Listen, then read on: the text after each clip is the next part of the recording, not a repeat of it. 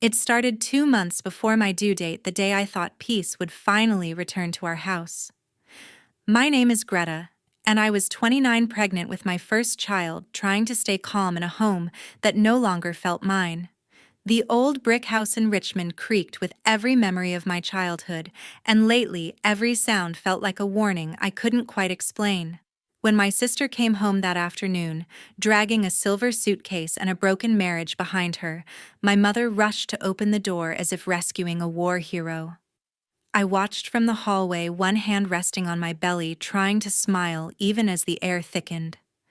I told myself it would be temporary, a few weeks until she got back on her feet. But something in her eyes, tired, sharp, searching, made me uneasy. Mom said softly that she just needs time to heal, as if that excused the way she moved into the guest room, without asking the way she started speaking over me at dinner, finishing my sentences like I'd lost the right to them. I wanted to believe family meant safety. Instead, I found myself stepping carefully in my own kitchen, lowering my voice in my own house, wondering how long before my calm cracked. If I'd known that letting her stay would cost me everything, my peace, my home, even my parents' trust, I would have locked that door myself. But I didn't. Before I tell you how that decision changed everything, hit subscribe and share your thoughts, because this story still hurts to remember. At first, having my sister Camille home felt temporary, like a storm passing through that would fade after a few days. She arrived with 3 suitcases and a box of kitchenware that somehow ended up covering half the dining table. Within hours, the living room became unrecognizable. Piles of clothes appeared on the couch, a makeup bag sat open beside the remote, and 2 empty wine glasses waited on the coffee table as if someone else would clean them. Dad quietly picked up one of the glasses and placed it in the sink without saying a word. He never liked confrontation, and Mom used that silence as permission. She told me that Camille was still healing, that I should give her time and space. I nodded because arguing with Mom only made her defensive. She had always seen Camille as fragile, even though she was older and stronger in every visible way. The following days blurred together into an exhausting routine. I woke before sunrise to make breakfast and fold laundry while Camille slept until noon. When she finally got up, she would stretch, yawn, and complain that the coffee wasn't strong enough or the room too cold. I tried to stay patient, reminding myself that stress could harm my pregnancy, but every sigh and careless remark chipped away at the calm I fought to maintain. By the end of the week, she had turned the guest room into her own studio. Clothes hung over the chair, skincare bottles crowded the dresser, and her laptop played endless shows while she scrolled through social media. Once, when I asked her to lower the volume, she stared at me like I had insulted her existence. "You're getting old, Greta," she said, laughing softly. "You sound like a mom already." I wanted to tell her that I was about to become one, but the sarcasm in her voice made it pointless. Dinner became the hardest part of each day. Camille liked to dominate the table, talking about her ex-husband's betrayal as if she were the only one who had ever been hurt. Mom would nod sympathetically, sometimes even tear up, while Dad hid behind his newspaper. I sat across from them, pushing food around my plate, trying not to notice how Camille interrupted me whenever I spoke. One night, she leaned back, sipping wine, and said, "You've changed, Greta. You used to be fun. Now you're just quiet and dull." The words stung more than I wanted to admit. I excused myself from the table and washed the dishes with shaking hands. Through the window, the sky over Richmond was turning a heavy gray. I could hear Mom in the living room telling Camille that I was just hormonal, that I didn't mean to be distant. Camille laughed, that light, cruel laugh that never reached her eyes. Later that evening, my phone buzzed. It was Austin calling from Singapore. His voice always carried a calm that steadied me. I tried to sound cheerful while describing the chaos, but he could tell something was wrong. "Don't let them wear you down," he said. "This is your home too. You have every right to be comfortable." I wanted to believe that. I wanted to believe I wasn't losing control of my own life. After we hung up, I sat on the edge of the bed and listened to the house breathe. Every creak of the floorboard felt like a reminder that peace had left long before Camille arrived. I told myself things would improve once she started looking for a job, but she didn't. Instead, packages began arriving at the doorstep almost every day. Shoes, dresses, expensive candles, none of them things we could afford. Mom said she was using her savings, but I knew Camille hadn't worked since before her marriage. One afternoon, while paying the utility bill online, I noticed a familiar card number saved under recent transactions. It wasn't Camille's, it was Mom's. My pulse quickened. I double-checked, hoping it was a mistake, but the receipts all pointed to her. Camille had been using Mom's credit card for weeks.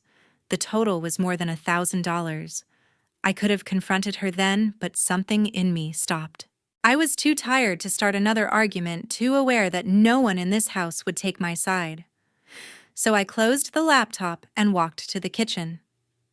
Camille's laughter echoed from the living room, where she lounged with a glass of wine and a show playing loud enough for the neighbors to hear. That night, I sat in the dark nursery, one hand resting on my stomach, whispering to the baby that I would protect us both. But deep down, I wasn't sure how. By early fall, tension was no longer something we could hide. The house seemed smaller with every passing day. Camille decided she needed a quiet space to focus on finding a job, as she called it.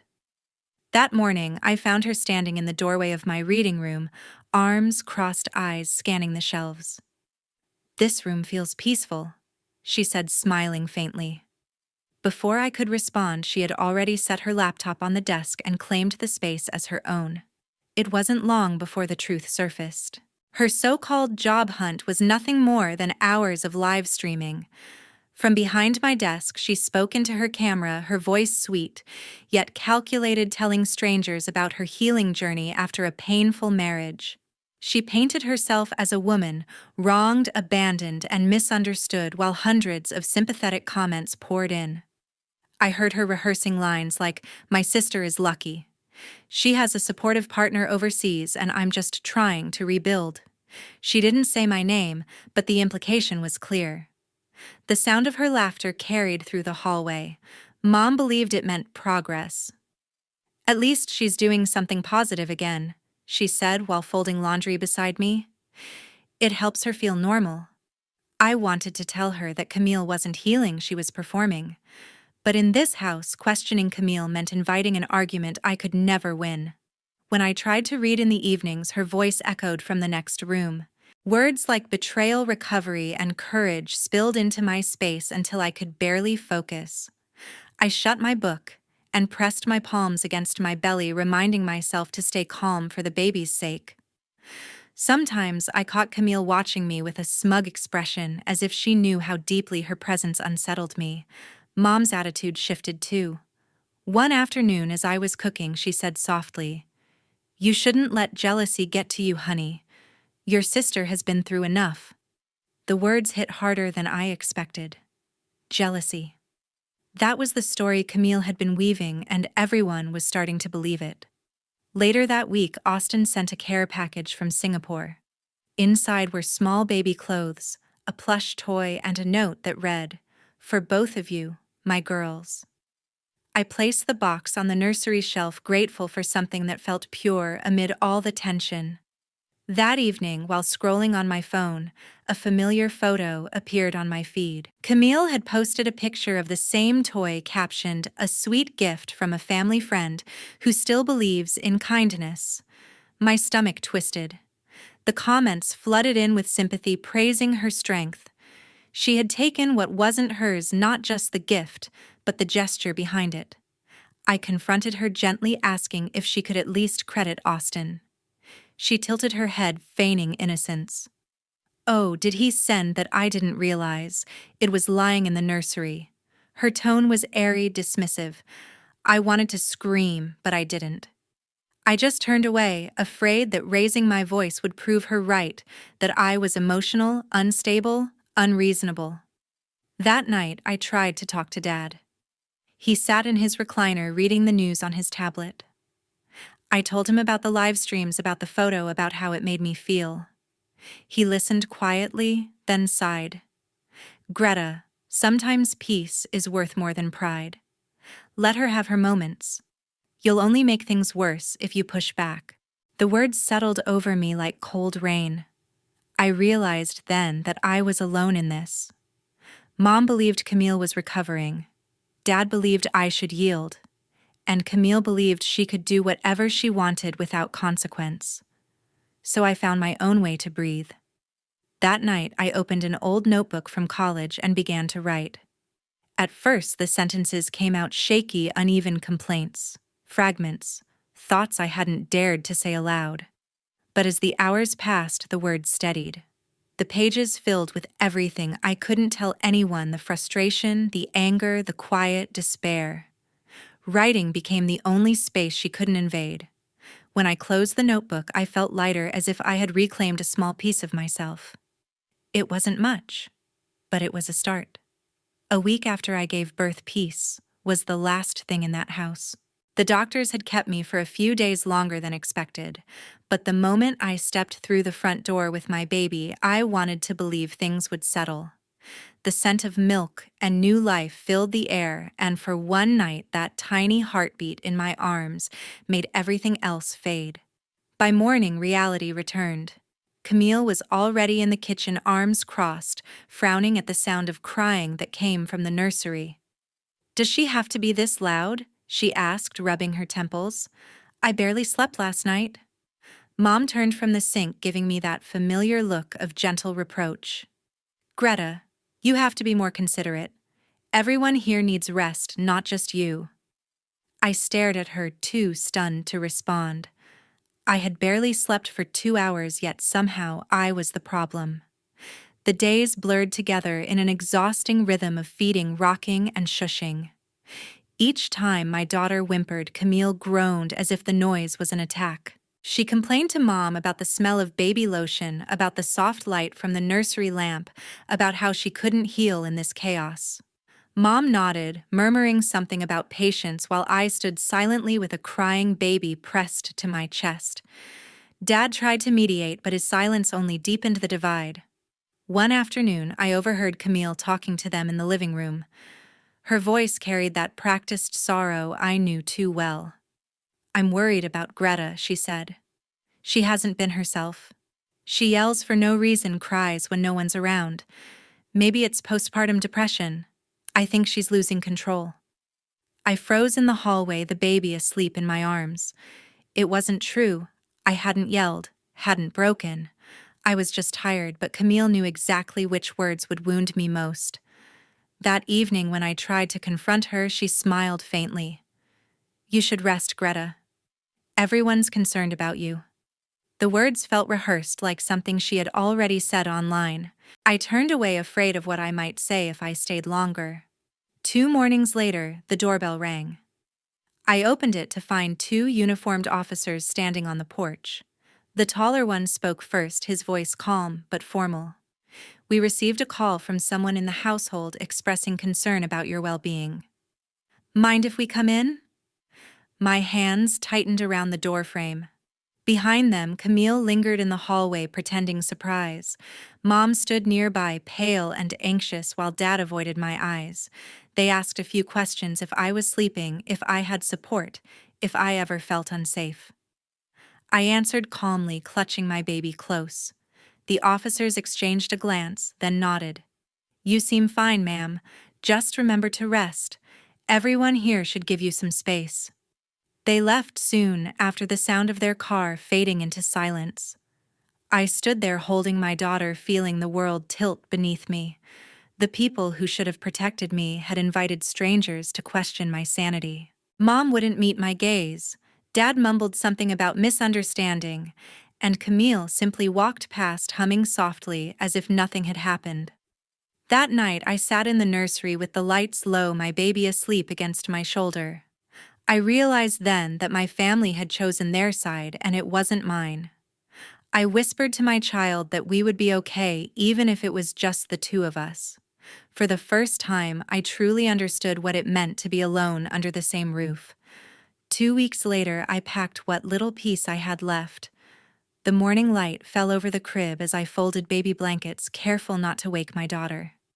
Every sound in that house had become unbearable: the creak of the floor, the whisper of voices outside my door, even my own breath felt out of place. I left a note on the kitchen table that said only, "Thank you for everything. I need space to heal." The apartment I found was small, tucked above a bakery near downtown Richmond. The air smelled of sugar and coffee every morning, and for the first time in months, I could breathe, without watching my words. Austin helped cover the deposit and the first month's rent. He called each night, his face glowing on the screen, as he asked about the baby's sleep, about my meals, about everything small and ordinary that no one else seemed to care about. The first few days alone were quiet, almost painfully so. I missed the noise, even when it had been cruel. But silence was a kindness I had forgotten existed. My new neighbor, Mrs. Eleanor Klein, a retired schoolteacher with silver hair and soft hands, introduced herself the day I moved in. She brought soup and told me to knock any time I needed help.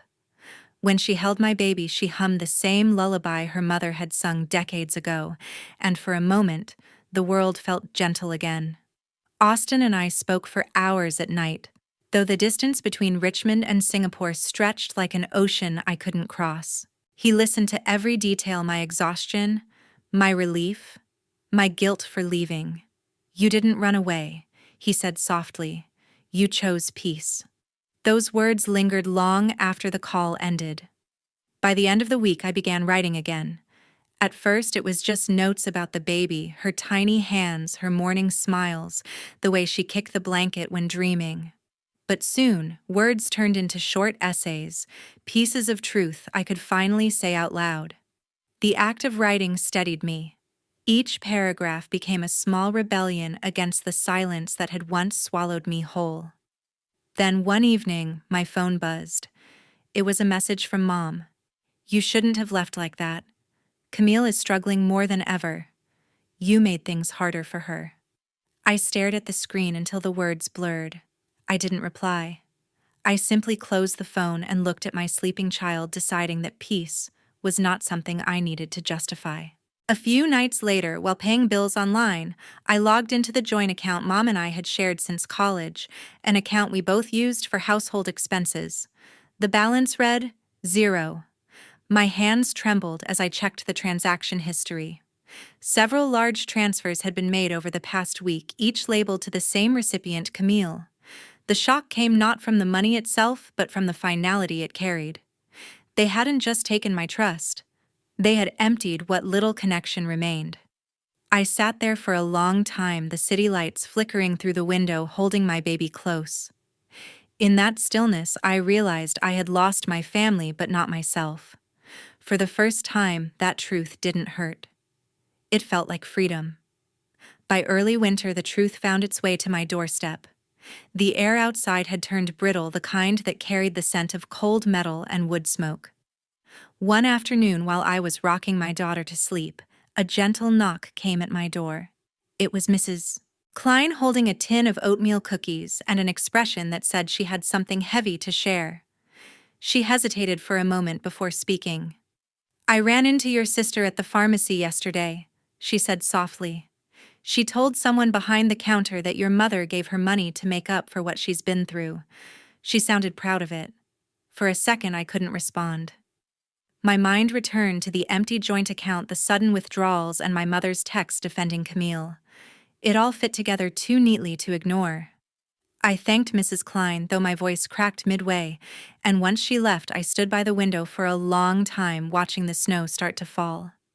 That night, I called Austin. He listened quietly while I told him everything. "I knew something didn't add up," he said. "I'm flying home." 3 days later, he was there, standing at my door with the same warm steadiness that had anchored me through every storm. For the first time in months, I didn't feel alone in the fight. We spent the next morning at the bank. I explained the situation while Austin handled the technical side. The clerk, a woman with sharp glasses and sharper eyes, frowned as she scanned the records. "There's something else you should see," she said, turning her screen slightly toward us. There it was, a credit card issued under my name, but linked to a different address with purchases that stretched back several months. Luxury items, restaurant bills, travel bookings. None of them mine. Austin leaned closer. Can you confirm who opened that account? The clerk typed for a moment and then looked up. It was opened online. The verification photo and ID belong to someone who looks very much like you, but it isn't you. She turned the screen again and my stomach dropped. It was Camille using my old headshot from years ago. The room seemed to shrink around me. I had imagined betrayal in many forms, but never this. Austin reached for my hand under the table, grounding me. "We'll fix it," he whispered. "You're not alone anymore." Over the next few days, we gathered every document, every bank statement, every screenshot. Austin helped organize them into a single file while I tried to keep the baby calm through the long hours of sorting. The evidence was undeniable. Camille hadn't just taken money, she had built an entire false identity in my name to fund her comfort. Late one evening, as I sat feeding the baby, my phone rang. It was my father. His voice trembled at first. "Greta," he said. "I saw the statements. I didn't want to believe it, but I checked myself. I'm so sorry. I had no idea she was capable of this." I closed my eyes and took a slow breath. "Dad, I never wanted to hurt anyone. I just wanted peace." "I know," he said quietly. "You deserve better than what we gave you." After we hung up, I felt something shift inside me. Not relief, not anger, but a calm kind of closure. The kind that comes when truth finally stands where lies once lived. I printed every document, placed them neatly into a folder, and sealed the envelope. It was addressed to my father's name. At the top, I wrote one line in blue ink. "For the last conversation we will ever need to have." Then I placed it by the door, ready for delivery the next morning. By Christmas week, the diner smelled like burnt coffee and endings. The same cracked red booths, the same neon hum over the counter, but everything inside me felt older. I arrived early, the folder of documents tucked under my arm, the air heavy with the scent of snow outside. My parents sat in the corner booth where we used to celebrate birthdays. They didn't look at me when I approached. My mother stirred her coffee in slow circles, her lipstick mark blurring against the rim. My father's hands were folded tightly, knuckles white as if holding something invisible together. The silence between us stretched thin but sharp. Camille walked in 15 minutes late, wrapped in a cream coat, her movements deliberate as if fragility itself had become a performance. She gave me a weak smile. "You look tired," she said softly, then turned to our parents. "See, I told you she's not well." I placed the folder on the table and opened it. Bank statements, transaction histories, credit card applications, everything she had forged.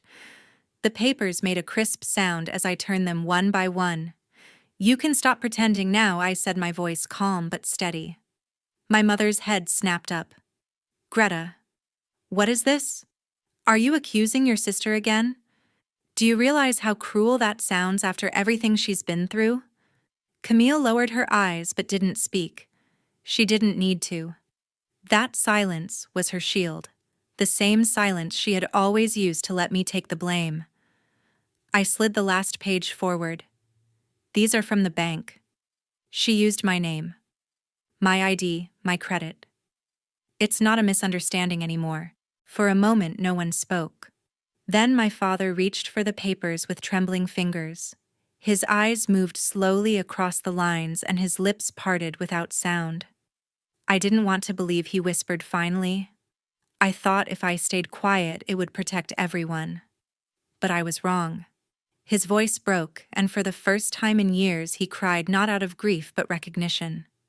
My mother pushed the folder away. "You're tearing this family apart. Is that what you wanted?" I looked at her and realized she wasn't defending Camille out of love, but out of fear. Fear of admitting she had chosen the wrong child to protect. "No," I said quietly. "I'm just refusing to stay broken so you can keep pretending we're whole." I stood, gathered the folder, and reached for my coat. My father's voice followed me, rough and small. Greta, please, don't leave it like this. I turned to him. I'm not angry anymore, but I can't stay where love means silence and lies. Outside, the air cut through my lungs, sharp and cold. Snow had begun to fall, coating the street in fragile white. I walked until the diner lights blurred behind me, a distant glow fading through the storm. Under the soft drift of winter, I whispered to myself, some lessons cost peace, not revenge. And for the first time, that truth didn't hurt. It set me free. A year later, peace finally had to face mine.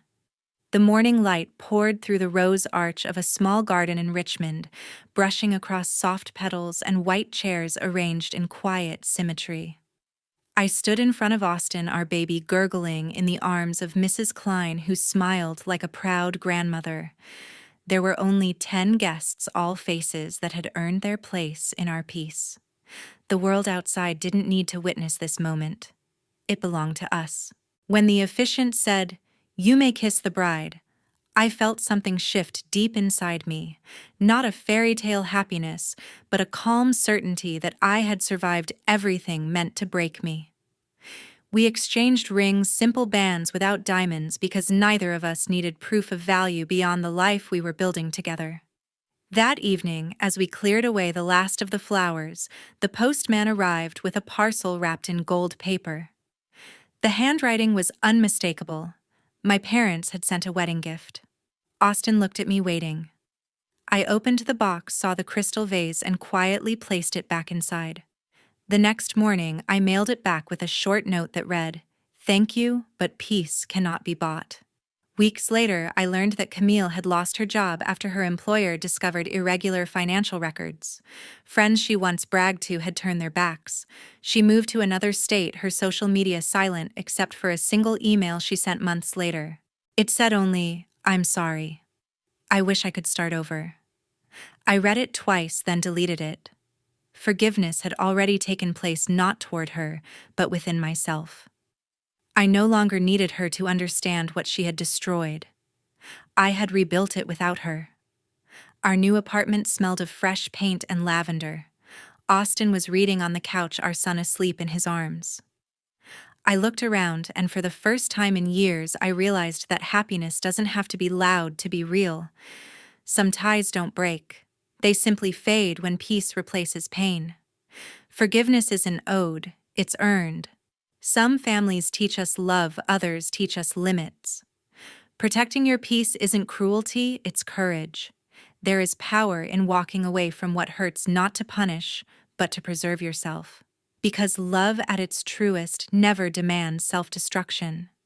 When silence heals more than apologies ever could, that's not bitterness, that's freedom. Walk away when staying means losing who you are. Thank you for listening until the very end. If you've ever chosen peace over blood ties, share your story below. Your words might help someone else realize they are not alone. Maybe your courage will remind them that healing isn't about revenge, but about reclaiming their life.